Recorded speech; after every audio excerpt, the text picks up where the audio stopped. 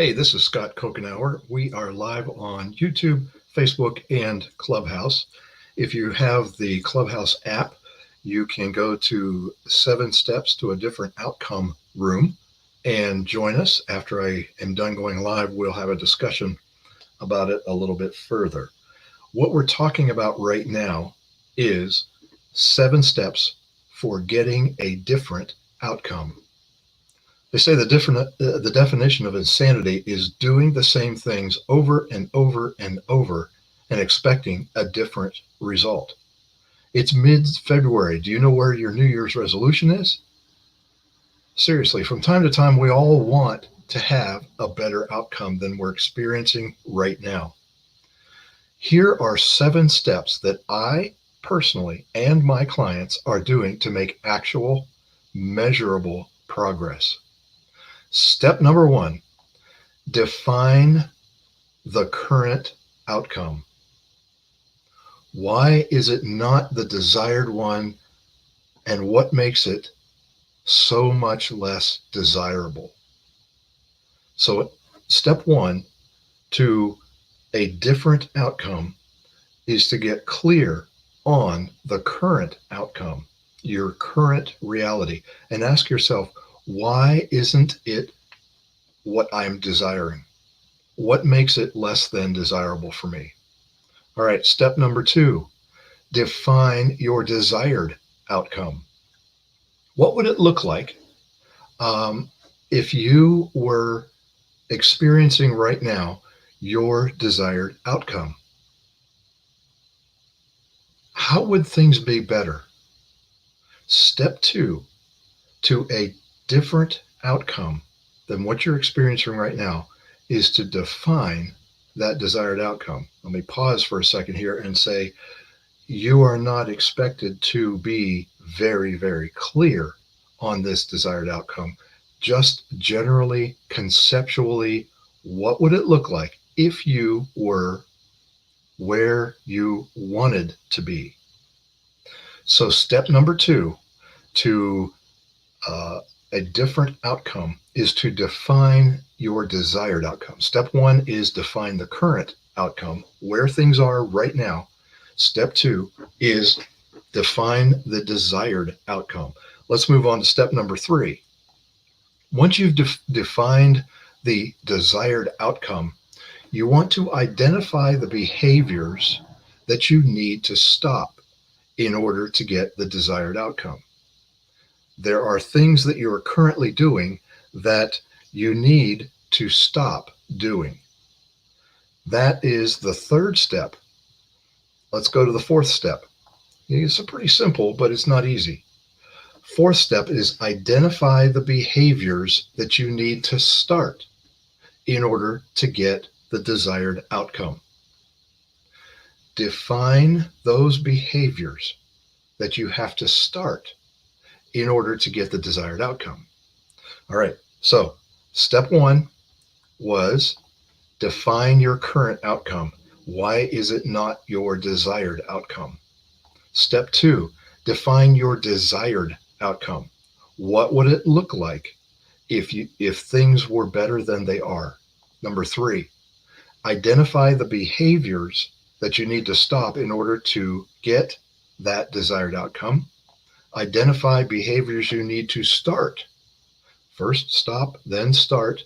And then step number 5 is identify the behaviors that you need to adjust in order to get the desired outcome. So you see a pattern here. Start, stop, adjust. Start, stop, adjust. What do I need to stop doing that I'm currently doing that's leading to a less than desirable outcome? What do I need to start doing that I'm omitting right now? And what am I doing that is not wrong? It just needs to be adjusted.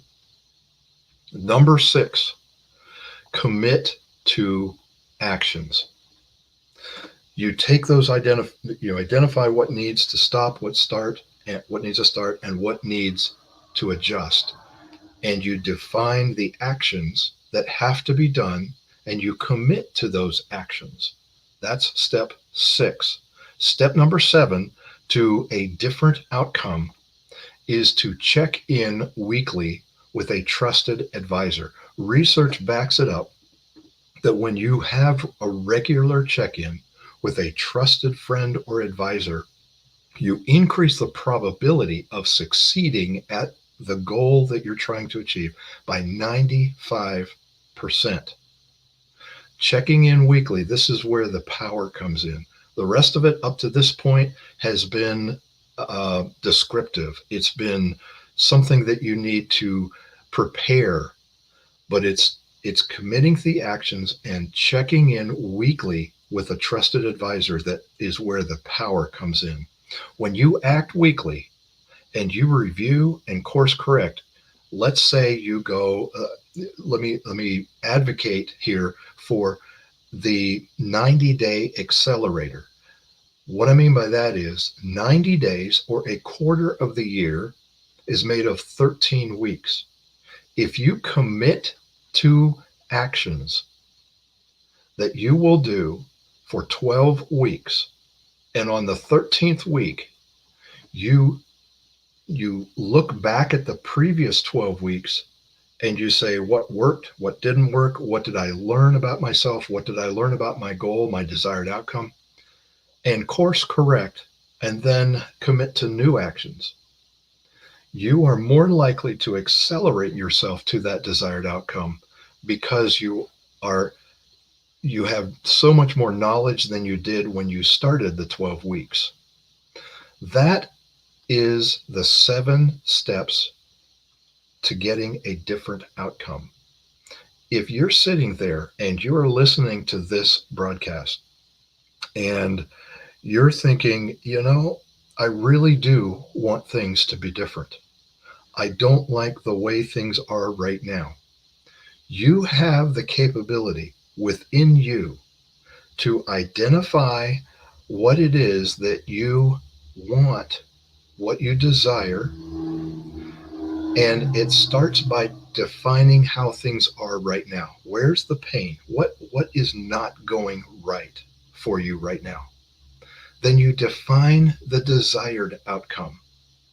Then you get to work to identify what behaviors need to stop, what behaviors need to start, and what behaviors need to be adjusted. That translates into action. You take those actions and you commit to doing them, and you check in regularly with a friend. I hope this has been helpful to you. I hope it has been hopeful for you.